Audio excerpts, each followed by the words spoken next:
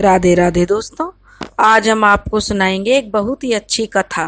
अगर आप हमारे चैनल पर नए हैं तो प्लीज़ हमारे चैनल को लाइक करें, सब्सक्राइब करें और शेयर करें। भावना के भूखे भोलेनाथ। बहुत समय पहले की बात है। एक गांव के बाहर एक छोटा सा शिव जी का मंदिर था, जिसमें एक वृद्ध पुजारी रहते थे। एक दिन एक गरीब औरत अपने नन्हे से बालक को मंदिर के द्वार पर छोड़कर चली गई। बहुत खोजने पर भी पुजारी जी को उस बालक के परिवार का कुछ भी पता नहीं चला। पुजारी जी ने बहुत कोशिश की, परंतु जब गांव का कोई भी व्यक्ति उस बालक का लालन पालन करने के लिए तैयार नहीं हुआ, तो पुजारी जी ने भगवान शिव की इच्छा समझकर उस बच्चे को अपने पास रख लिया और उस बच्चे का नाम भोला रख दिया। गांव के श्रद्धालु भक्तों से जो कुछ भी प्राप्त होता, उसी से भगवान शिव का, पुजारी जी का और उस बालक का किसी तरह से गुजारा हो रहा था। यदि किसी दिन जो कम भी पड़ जाता तो पुजारी जी बालक और भगवान को भोग लगाकर स्वयं गंगा जल पीकर रह जाते। धीरे धीरे अब वह बच्चा भोला बड़ा होने लगा और अब वह पुजारी जी के कामों में हाथ बटाने लगा। वृद्ध पुजारी जी के थके हारे हाथों को अब कुछ आराम मिलने लगा, इसलिए उन्होंने भोला को मंदिर की सफाई, भगवान शिव जी की पूजा और उनके भोग लगाने और उनकी आरती करने की विधि अच्छी प्रकार से समझा दी।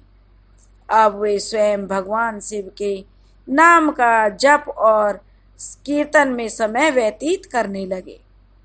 एक दिन भगवान शिव के मंगलकारी नाम शिव शिव शिव का जाप करते हुए उनके प्राण छूट गए। अब बालक भोला इस संसार में उसका भगवान शिव के सिवा और कोई सहारा नहीं था।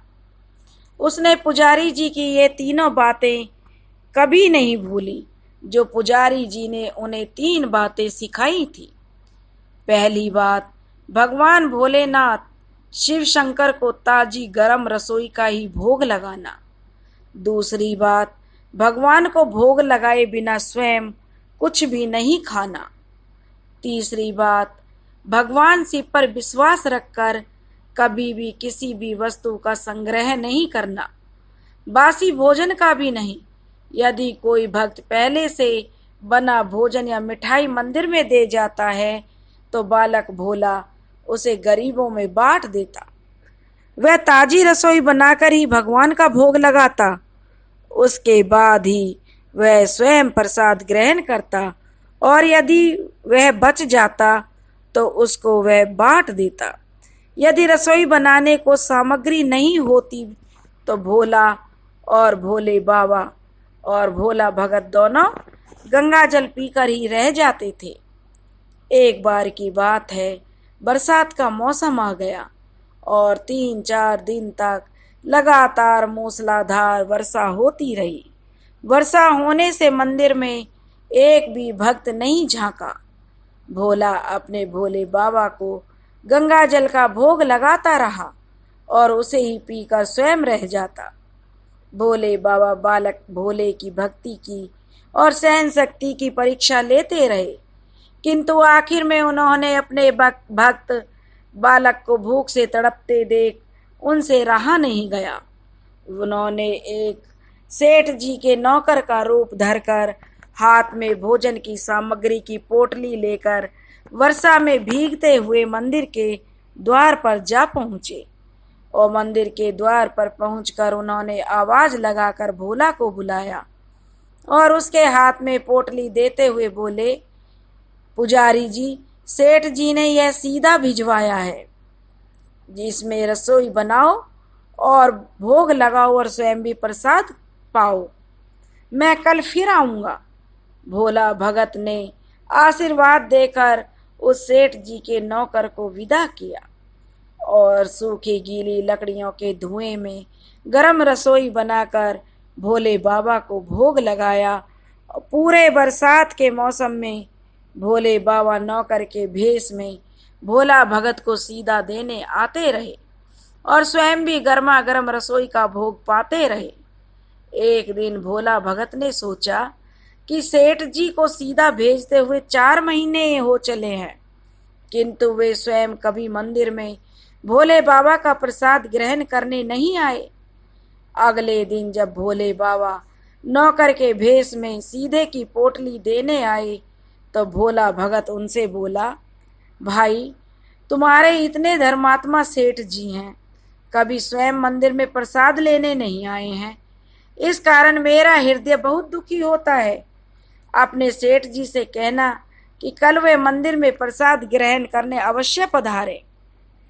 भक्त भोला की बात सुनकर नौकर बने भोले बाबा चौंक कर घबरा उठे और बोले, पुजारी जी, सेठ जी तो मेरे द्वारा आपको सीधा भेजते ही हैं, आप इससे ही भगवान का भोग लगाओ और स्वयं भी प्रसाद पाते रहो। फिर सेठ जी को बीच में बुलाने की क्या जरूरत है, जैसा चल रहा है वैसा चलने दीजिए ना। भोला बोला, ऐसे कैसे चलने दूं?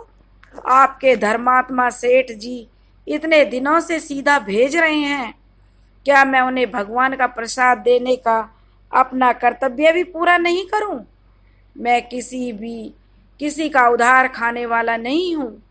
अपने सेठ जी से कह देना कि यदि कल भोले बाबा का प्रसाद ग्रहण करने नहीं पधारे तो मैं उनका सीधा लेना बंद कर दूंगा। नौकर बने भोले बाबा तो अपने भोले भगत की अकड़ देखकर कांप उठे और यह सोचकर मन ही मन हंसे कि वाह, आज तो लेने वाला ही देने वाले पर धौंस दिखा रहा है। लेकिन सरल हृदय भक्त के मनोभाव पर रीझकर भोले बाबा बोले, ठीक है पुजारी जी, कल सेठ जी मंदिर में प्रसाद ग्रहण करने जरूर पधारेंगे। दूसरे दिन बड़े सवेरे ही भोले बाबा नौकर के भेष में दूध और बहुत सारी भोजन की सामग्री लेकर मंदिर पहुंच गए। भोला चौंकते हुए बोला, भाई, आज इतना सारा सीधा किस लिए लेकर आए हो? नौकर बने भोले बाबा बोले, पुजारी जी भूल गए क्या, आज आपने सेठ जी को प्रसाद के लिए बुलाया है, इसलिए आप छक कर रसोई बनाइए और भोले बाबा का भोग लगाइए। हाँ, और यह तो बता दीजिए कि सेठ जी किस समय पधारें। भोला ने प्रसन्न होकर उन्हें सेठ जी के आने का समय बता दिया और भोला भक्त अपनी इच्छा पूर्ण करने के लिए भोले बाबा कैलाश पर सेठ का रूप धारण करने लगे, क्योंकि भोले बाबा तो अपने भक्त पर रीझे हुए थे और अपने भक्त की इच्छा पूरी करने की सोच रहे थे। इधर अपने स्वामी को एक प्यारे भक्त के यहाँ जीमने जाने का समाचार सुनकर ममतामयी अन्नपूर्णा माता पार्वती भी भला कैसे पीछे रहती। वे भी पति की आज्ञा लेकर सेठानी का रूप धारण करने में जुट गईं। भोले बाबा ने अपने गले से मुंडों की माला उतार दी, शरीर पर लगी भस्म, कमर पर पहना हुआ बागंबर और बाहों और कानों में पहने हुए सर्पों के हार भी उतार कर रख दिए। उन्होंने एक मखमल का सुंदर सा कुर्ता धारण कर लिया, अपनी जटाएं सीधी कर गंगा और चंद्रमा को उसमें छिपा लिया और ऊपर से एक सुंदर सी रंग बिरंगी पगड़ी पहन ली। सदैव नंगे पैर विचरण करने वाले शिवजी ने अपने पैरों में रेशमी जूतियां धारण कर ली। हाथ का त्रिशूल और डमरू भोले बाबा ने नंदी के हाथ में थमा दिया और अपने हाथ में एक सुंदर सी छड़ी लेकर पार्वती जी के तैयार होने की प्रतीक्षा करते हुए कैलाश पर्वत पर चहलकदमी करने लगे। पार्वती मैया भी घंटों से मेकअप करने में जुटी हुई थी। उन्होंने आज अपने पति देव के नगर में बनी सुंदर बनारसी साड़ी निकालकर पहनी, जिसका रंग सेठ के बने शिवजी के कुर्ते से मैच कर रहा था। उन्होंने सोने चांदी हीरे मोतियों के जगमगाते हुए आभूषण धारण कर लिए। पैरों में सुंदर सैंडल पहन ली और बगल में एक सुंदर सा पर्स दबा लिया और भोले बाबा के बार बार आवाज लगाने के बाद श्रृंगार कक्ष से बाहर निकल कर आई। जब पार्वती और शिव जी ने एक दूसरे को सेठ सेठानी के भेष में देखा तो वे चकित होकर एक दूसरे को निहारते ही रह गए। दोनों एक दूसरे को देख देख कर निहाल हुए जा रहे थे। इससे पहले उन्होंने कभी एक दूसरे का ऐसा सुंदर रूप देखा ही नहीं था। जब भगवान गौरी शंकर सेठानी और सेठ का रूप धरकर कैलाश से अपने भक्त के यहाँ दावत उड़ाने चले तो गणेश जी, कार्तिकेय जी, नंदी, ऋषि मुनि, देवांगनाएं भी उन्हें देखकर ठगे से रह गए। सेठ बने शिव जी अपने हाथ में ली हुई छड़ी को अदा से घुमाते हुए पृथ्वी पर टेकते हुए चल रहे थे और माता पार्वती उनके पीछे पीछे बगल में पर्स दबाए अपनी सैंडल से ठक ठक और पायलों की छन छन की मधुर ध्वनि करती हुई माँ पार्वती सेठानी बनी हुई चल रही थी। भोला भगत आज सुबह से ही सेठ जी के स्वागत में तरह तरह के पकवान बनाने में जुटा हुआ था। अपने भोले बाबा का भोग तो वह चलते फिरते बना लेता था, किंतु आज उसे कई महीने से भगवान को भोग लगाने के लिए सीधा भेजने वाले सेठ जी को भगवत प्रसाद देना था। आज उसने अपनी सारी पाक कला झोंक डाली थी। उसने सेठ जी द्वारा भेजे हुए चावल धोकर खीर बनाई, उसे धीमी आंच पर पकाकर गाढ़ा किया और उसमें सेठ जी द्वारा भेजे गए पिस्ते, बादाम, केसर, चिलगोजे, किशमिश डाले। मिर्च और अदरक को कूटकर भी उसने बाजरा, बेसन और गेहूं के आटे में भर भर कर मोटे मोटे मिस्से टिक्कड़ बनाए। रसोई बनाकर भोला भगत पुनः स्नान करने चला गया ताकि वह स्वच्छ वस्त्र पहनकर भोले बाबा को भोग लगा सके और सेठ जी को उनका प्रसाद खिला सके। जब भोला भगत स्नान करके लौटा तो देखा सेठ जी प्रसाद ग्रहण करने के लिए स्वयं तो आए ही हैं, संग में अपनी सेठानी जी को भी लाए हैं। भोले ने झट से दोनों से राम राम कही और उन्हें आसन देकर बैठा दिया और बोला, सेठ जी मैं अभी भगवान का भोग लगाकर आता हूँ, फिर आपको प्रसाद परोसूंगा। भावना के भूखे भोलेनाथ से तो भूख सहन नहीं हो रही थी, इसलिए वह बोले, पुरोहित जी भगवान को जल्दी से भोग लगाइए, मुझसे तो भूख सहन ही नहीं होती है। भोला भगत बोला, सेठ जी भूख तो मुझे भी बड़े जोर से लग रही है, लेकिन भूख के कारण मैं भगवान को भोग लगाना कभी नहीं भूलता।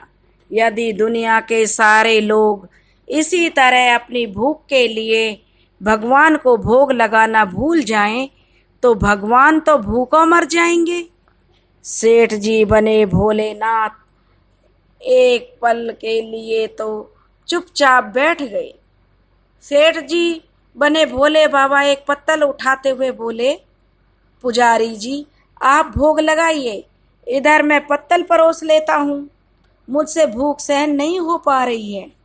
भोला भगत सेठ जी बने भोले बाबा को डांटते हुए बोला, सेठ जी भगवान के काम में ना तो जल्दबाजी चलती है और ना ही कंजूसी चलती है। मैं जब तक भगवान को भोग नहीं लगा लेता आप रसोई के पास भी नहीं फटक सकते। चुपचाप इधर बैठ जाइए और ओम नमः शिवाय जपते रहिए। मैं अभी आता हूँ और आपको पेट भर भोजन कराता हूँ। सेठ बने शिव जी डांट खाकर चुपचाप अपने आसन पर जा बैठे। सेठानी बनी पार्वती मैया उनकी यह दशा देखकर बड़ी मुश्किल से अपनी हंसी रोक पाई, लेकिन जैसे ही भोला भगत पत्तल में सामग्री लेकर भगवान को भोग लगाने मंदिर में गया, शिव जी पार्वती जी को मौन रहने का संकेत करते हुए चुपके चुपके पैर रखते हुए रसोई में पहुंच गए। उन्होंने एक एक व्यंजन उठाकर चखना शुरू कर दिया। भोले बाबा तो प्रसाद को चखते ही भौचक्के से रह गए। खीर में चीनी की जगह नमक भरा हुआ था और सब्जियों में चीनी भरी हुई थी। जैसे ही भोले बाबा ने रोटी का एक गिलास तोड़कर मुंह में दिया तो सीसी करने लगे, क्योंकि रोटी में मिर्च ही मिर्च भरी थी। वे सीसी करते हुए उल्टे पैर भाग आए और अपने आसन पर जाकर बैठ गए। माता भगवती अपने स्वामी की यह हालत देखकर खिलखिलाकर हंस पड़ी। सबसे पहले कि भोले बाबा पार्वती जी के सामने कुछ सफाई दे पाते, भोला भगत ओम नमः शिवाय मंत्र का जाप करते हुए वहां आ पहुंचा। उसने भोग की रसोई में भोग को मिलाकर उसे पवित्र बना डाला और फिर सेठ जी के सामने पत्तल परोसकर हाथ जोड़कर बोला, सेठ जी अब आप जी भरकर प्रसाद पाइए। भोले बाबा तो अभी अभी भक्त की भक्ति से भी जोरदार उसके हाथ की बनी हुई रसोई चख चुके थे, इसलिए उसे जीवने की बात सुनकर उनके पसीने छूटने लगे। कभी वे भोला को तो कभी पार्वती मैया का मुख देखने लगते। भोला को सेठ जी की ढील बर्दाश्त नहीं हुई और कहने लगा, सेठ जी अब क्या हो गया आपको? अभी अभी तो इतने उतावली मचा रहे थे, अब क्यों नहीं जीमते? आप जीमोगे तभी तो माता भी प्रसाद ग्रहण करेंगी और फिर मैं भी प्रसाद ग्रहण करूंगा। भोला की ललकार सुनकर भोले बाबा ने चुपचाप खीर का कुल्हड़ उठाया और सारी नमकीन खीर गटागट पी गए। कुल्हड़ खाली होने की देर थी कि भोला ने उसे झट से भर दिया। फिर अपने प्रिय भगत के हाथों से वे खीर खाते गए। भोला भक्त परोसते गए और भगवान खीर खाते गए। भक्त के हाथों परोसे हुए भोग में भगवान को आज दुगना स्वाद आने लगा। भोला परोसता गया, भोले बाबा पीते गए। जगत माता जननी माता पार्वती भगत और भगवान दोनों के प्रेम को देख देख कर मंत्र मुग्ध होती जा रही थी। जब सारी रसोई समाप्त हो गई तो भगवान ने एक और जोर से डकार ली तो भोला को होश आया और बोला, वाह सेठ जी वाह, मैं ही बावला था जो इतनी थोड़ी सी रसोई बनाई।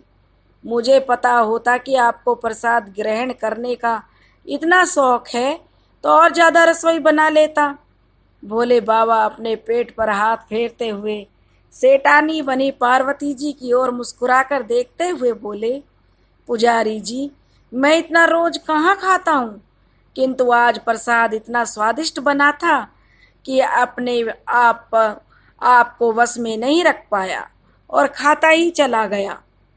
किंतु तभी भोला भक्त रुआंसा सा होकर बोला, सेठ जी वह तो आपने ठीक किया, लेकिन माता जी तो भूखी रह गईं। ममता मई माता पार्वती माँ से भोला का रुआंसा चेहरा देखा नहीं गया।